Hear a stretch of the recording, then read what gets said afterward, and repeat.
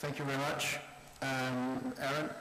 Now, what's the state of international human rights? That's obviously a huge question with very many potential angles that you could write volumes of books on. But in my talk, I will focus on this question through the prism of the international conventions and standards that constitute the basic infrastructure of the international human rights regime, which of course was initiated with the 1948 Universal Declaration of Human Rights. Now, looking at the wealth of human rights standards, one might take an optimistic, even enthusiastic view about the state of human rights, because there have never been more human rights conventions, bodies, and courts. References to human rights are ubiquitous in international law and politics, and arguably human rights is one of the central currencies of international politics. But if that is the case, I would argue that this currency has been seriously devalued through the process of rights inflation taking place in international organizations. And in its devalued state, the currency of human rights is sometimes more likely to buy cover and legitimacy for dictatorships than purchase protection against the abuse of citizens by such states, and thereby undermine the core values of liberty and rule of law that underpin human rights. So in my critique of rights proliferation or inflation, I aim to take a critical look at the continued growth in the body of human rights law. If you want to go more into depth in this subject, Guillermo Verduran and I wrote a piece about this in Foreign Affairs, and have also written a report that is available at the Freedom Rights Project website. The idea here is, of course, to foster a much needed debate on what exactly constitutes the core of human rights, because you may actually you may be for or against, for instance, economic, social, cultural right, but still realize that there's a problem beyond that goes beyond the question of economic, social, cultural rights when it comes to inflation. To get a sense of how enormous the body of binding human rights law has become, we have compiled all human rights-related conventions under the auspices of the UN and the Council of Europe. As you can hopefully see here in Table 1. And we find 37 Council of Europe instruments and 27 UN ones, a total of 64 human rights instruments. Of course, you have to add to this the hundreds of non-binding instruments, resolutions, and so on, some of which are quite influential. And this is, of course, a striking development, taking into account the Universal Declaration of Human Rights with its 30 rights. If we go to the number of provisions in these conventions, we find 710 provisions. I don't know if someone can flake this one, it doesn't seem to work, maybe it does. Yeah, here you see Table 2. 710 provisions in the Council of Europe instruments that I mentioned, and 667 in the UN conventions, totaling 1,377 provisions to be complied with for a Council of Europe member state that has also ratified all UN conventions. Of course, some of these provisions are technical and not all relate to subject matter and legal protections, but still, it's a vast number of provisions and instruments. But you could ask the question, why is this growth in human rights standards a problem rather than an enrichment? I would say that one important and obvious problem is that the sheer volume of new and constantly growing obligations has shattered the clarity that is necessary for human rights law to merit its central role in promoting the rule of law. These grand proclamations made in the name of people everywhere should not have all the accessibility of a tax code, but that is actually the state of affairs sometimes. Adding to the problem with lack of clarity is the development of contradictory norms. During the drafting of the Universal Declaration, the Soviet Union and its allies pushed hard to include obligations to prohibit certain forms of speech, hate speech. These efforts were resisted by democracies at the time. They found that such an obligation would create a clear and present danger of abuse by totalitarian states. Since then, we have had a number of human rights conventions that include such bans on speech. But there's no authoritative guideline as to how this obligation to suppress speech should be reconciled with freedom of expression. And this has seen groups of states in the UN clash repeatedly over whether human rights should oblige states to imprison or protect those who challenge official religious dogma, for instance. Something we might hear more about when we talk about the Human Rights Council in the second session. While some human rights norms are contradictory, others overlap or are repetitive, guaranteeing the same rights but not necessarily in the same language. For instance, if we take a 17-year-old disabled Kurdish girl living in Turkey, her freedom of expression is guaranteed by the Universal Declaration of Human Rights, the ICCPR, the CEDAW, the ECHR, the Convention on the Rights of the Child, and the Convention on the Rights of Persons with Disabilities. So there's a whole patchwork of conventions that cover this right in different language. Several human rights instruments are directly duplicative. No child shall be subjected to torture or other cruel, inhuman, or degrading treatment or punishment, says Article 37A on the Convention on the Rights of the Child, but that doesn't really add anything to the freedom from torture as guaranteed in Article 7 of ICCPR. Other instruments, again, introduce different standards on the same subject matter. To me, it's not evident that this duplication and atomization brings about added or more efficient protection than under existing standards. But they clearly add confusion and quite possibly also loopholes for states to avoid responsibility because of a lack of clarity and coherence. Because if you have two standards that cover the same subject matter but two different formulations, a state can always rely on the one that offers the least protection and argue, well, we have different standards, so when you criticize us for violating this or the other right, we can point to another convention which defines it in a different matter. Of course, the fact that several of these conventions protect only certain categories of persons is also difficult to reconcile with the idea of universal human rights. Perhaps touching a bit on the importance of local anchoring of human rights strategies, you could say that the continuous development of human rights norms at the international level is also evidence of what we could call a top-down rather than a bottom-up approach to developing human rights norms, where legitimacy is seen from flowing solely from the international level, and thus rights are to be created and invented by international organizations and implemented by nation states, rather than flowing from nation states and then codified in international law. Whereas perhaps a more healthy functioning relationship between the domestic and international orders would be a symbiosis whereby the international standard reinforces a common standard that all states can more realistically meet, and then states can build upon that themselves if they want to add to the layer of right. It's also interesting to look at what I would call a glaring dichotomy between the ever-expanding regime of human rights instruments and the constitutional entrenchment of core rights. Take the 667 human rights-related provisions in UN conventions and compare them with the constitutions of free democracies from every continent. If we take the original US Bill of Rights, it contains 10 rights to which we can add some 4 or 5 human rights-related amendments.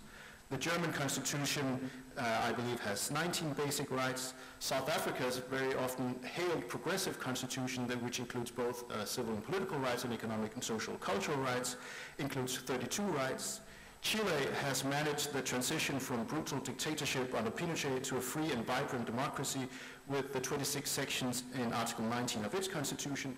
And India has a total of some 49 fundamental rights and directive principles, also covering civil and political rights and economic and social cultural rights in its constitutions. So if democracies from all continents are able to safeguard freedom and dignity based on a catalog of rights that are roughly comparable with the Universal Declaration, then I think that's a strong case for severely limiting the number of rights currently included in international human rights law, or at least to say that many of the rights that we have adopted and conventions are redundant and may actually do more harm than good, despite the noble purposes that they were adapted with. But why does proliferation occur? Well, I think the process is partly driven by lobbies for special interest groups looking for the trump card that is human rights recognition. Because when something is a human right, the discussion ends because human rights are thought of as fundamental values that trump ordinary competing interests. And so, if the issue that you really want to promote can be labeled a human right, then you have a trump card because there are no interests that can trump human rights. So there's an obvious interest for special interest groups looking at that. But also by international human rights advocates, also national governments, and by technocrats also in international organizations seeking larger bureaucratic domains. For instance, new treaties being discussed are ones on the rights of the elderly and the rights of peasants, and concepts such as the right to a clean environment are also gaining traction. But proliferation also is evidence of a darker agenda, because if international human rights law is transformed so fundamentally that it no longer reflects its moral foundations, then illiberal states will be able to hide themselves behind it, and even use it to mount political attacks against liberal states and human rights defenders. I'll take a critical look here at the UN's Human Rights Council to illustrate my point. Of course, the Human Rights Council cannot adopt a legally binding resolution, but it's an important forum for developing new human rights standards and shaping the international human rights discourse. Now, there's a noticeable difference in the emphasis that different states on the Human Rights Council attach to categories of rights. States that are ranked free, if we use Freedom House's index, are the most supportive of basic freedoms, civil and political rights, but are very skeptical and very often vote against third-generation rights that have not yet been legally codified, but we see a push towards doing that. Third-generation rights, for instance, could include something like the so-called right to international solidarity. Partly free and non-free states are more supportive of economic, social, cultural rights, but also favor third-generation rights. And by presenting themselves as the champions of these third-generation rights, they seek to both remove the moral high ground from liberal states and to achieve political legitimacy. You could see that in the June 2013 session of the Human Rights Council, where Cuba successfully sponsored resolutions on third-generation rights, including human rights and international solidarity. This resolution was adopted with 32 votes in favor, 15 against, and of those 32 states that voted in favor, only 10 were free, 15 were partly free, and 7, including Kazakhstan and Ethiopia, were not free. Now, of the 15 states that voted against, only Moldova, which is partly free, whereas the rest were all free countries. So you actually see free liberal democracies, Europe, North American states, Japan, South Korea, voting against third-generation rights. We also see it at the Universal Periodic Review, where some of the worst states in the world praise each other for their supposed high standards of living up to human rights. And they can only do this because of an expanded focus on human rights, not only in the number of rights, but also the understanding of the subject matter of the rights. For instance, North Korea received praise because it works to consolidate a socialist and just society which guarantees equality and social justice. And then Sudan and North Korea encouraged Cuba to, quote, work through the UN mechanism in progressive development of the third generation of human rights, particularly the value of international solidarity. And you can find tons of other examples of Russia, China praising Belarus and the other way around. And this is, of course, why I think it's important that Denmark be more critical towards these states, so we don't have what UN watchers call the mutual praise society. Because what we see is that rights proliferation is being abused by dictatorships to praise each other, and that was not the purpose. Now, I believe that Dr. Rosa Friedman will go more into detail about special procedures at the Human Rights Council, but I also just want to touch upon this to again demonstrate how illiberal states can abuse the system. by an increasing focus on rights other than civil and political ones, because until 1995, the then Commission on Human Rights focused overwhelmingly on civil and political rights, but that has mushroomed its focus. And in 2002, the Secretary General appointed a personal representative of the High Commissioner on Human Rights to look at the human rights situation in Cuba. Of course, Cuba never recognized the mandate, neither allowed the rapporteur access to the country, and it also ignored requests from the Special Rapporteurs on freedom of religion, freedom of association and assembly, and failed to provide access to the Special Rapporteur on torture. But in 2007, for the first time in 8 years, Cuba did allow a special mandates holder access to Cuba, and that was the Special Rapporteur on the right to food, a mandate created through the sponsorship of Cuba, among others. And that rapporteur held several meetings with high-level members of the Cuban government and issued a report to the Human Rights Council which praised Cuba's human rights record and refrained from mentioning all the systematic violations of human rights that we see in that country.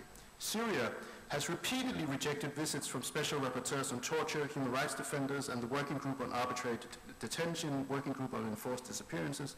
But in the summer of 2010, so less than a year before the uprisings against Bashar al-Assad that would set off the current bloody civil war, which has seen more than 100,000 dead, torture on an industrial scale, the special rapporteurs on the right to food and health were invited to Syria.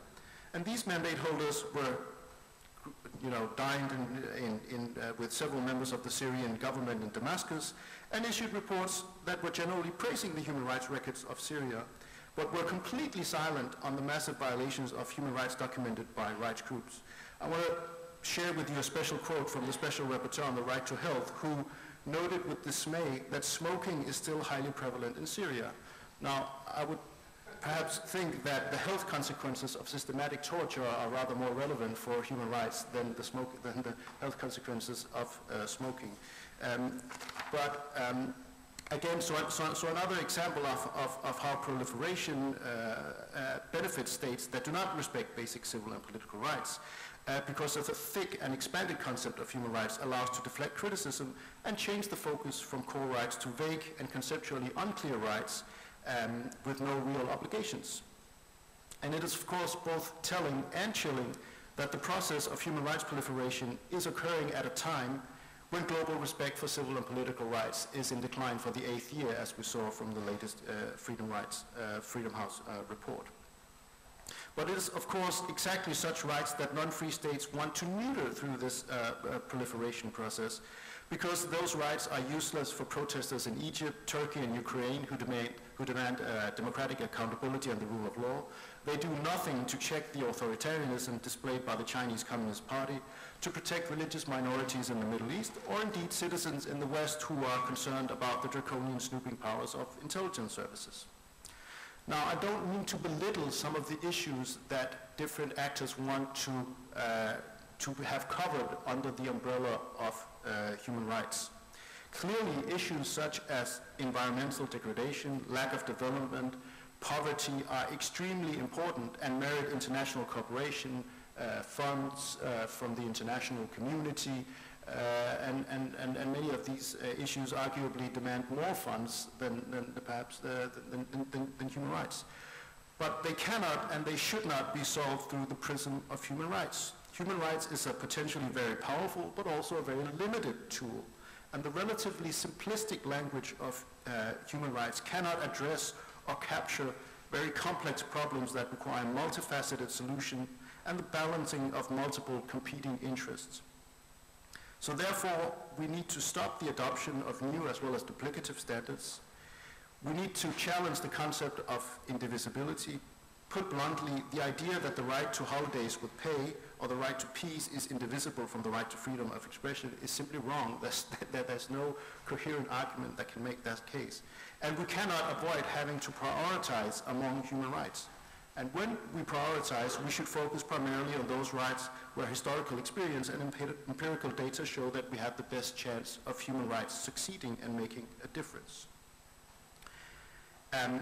This strategy requires, among other things, that liberal democracies become less obsessed with what I would call the culture of consensus, for instance, in places like Geneva, where it's more important to have consensus than stand up for certain issues, something which has been known to be a problem within the group of EU countries, for instance, and where the potential benefits of having 27 states speak out together risks being captured by the lowest common denominator, because you have a difference of opinion among the states, and then in order to get consensus and everyone standing behind, you end up with very weak resolutions and a timid approach to some very serious issues. Rescuing human rights also requires responsibility on the part of NGOs. While it might be tempting to use human rights rhetoric for organizations working on climate change, development, and so on, adopting such a strategy is not likely to change things on the ground, but will add to the problem of rights inflation. And I would also say that organizations like Amnesty, who do really brilliant work documenting serious gross violations of human rights in countries where most other people do not have access, they have a lot of legitimacy on that, but they have less legitimacy when they issue reports about human rights and the financial crisis. Amnesty are not renowned for their great expertise in economics and finance. So those are other issues that are really important, but should not be solved by the human rights community. There's of course also a lot to be said about reform of human rights bodies, but this issue will be tackled in the next panel. So just to sum it up, in a world where everything can be labeled a human right, the premium on violating such rights is cheap. So to raise the stock and ensure the efficiency of human rights, its defenders, all of us here in this room, need to acknowledge that less is often more. Thank you.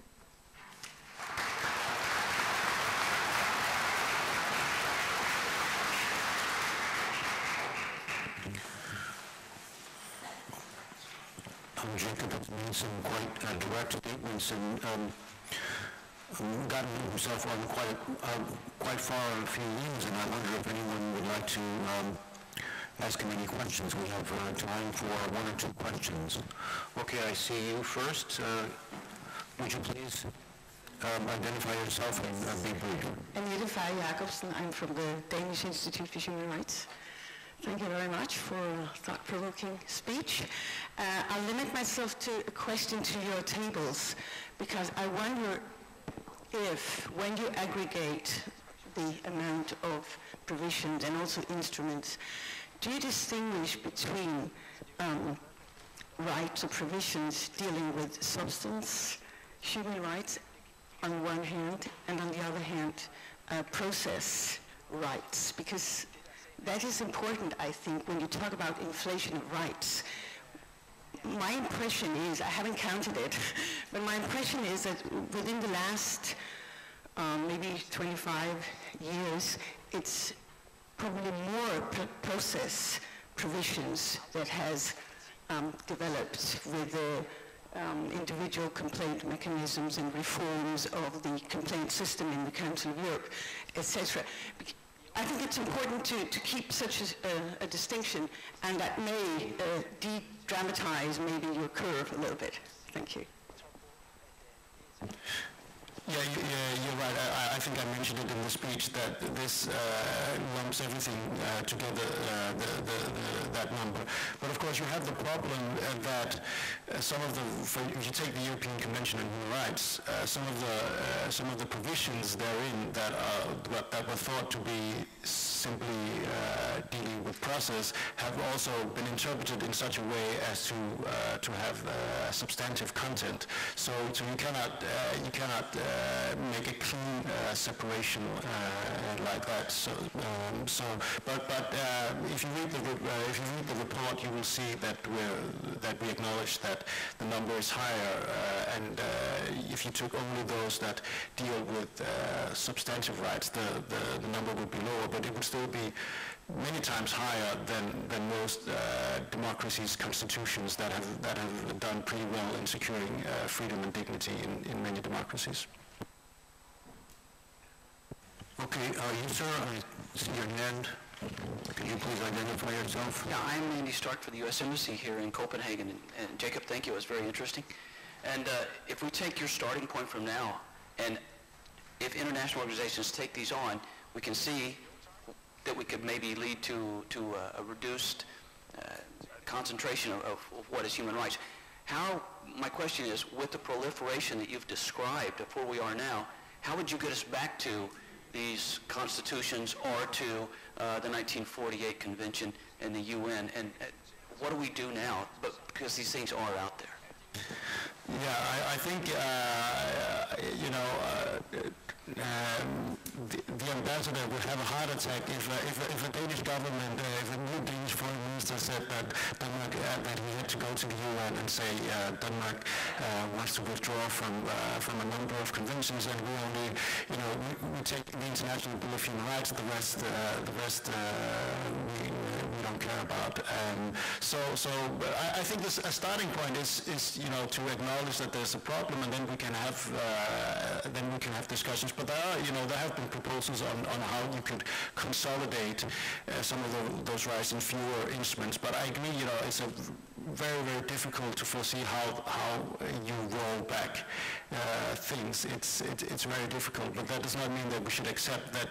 If you accept the premise that in some ways we're heading down the wrong road, you should just blindly keep going down that road. But I acknowledge it's a huge problem. It may be then that certain conventions, just do not become relied on that much, and we say, okay, if we talk about freedom of expression, for instance, let's have our focus on the ICCPR and not focus it on all these other sub-conventions. But it's not likely to happen tomorrow. I acknowledge that. I'm sure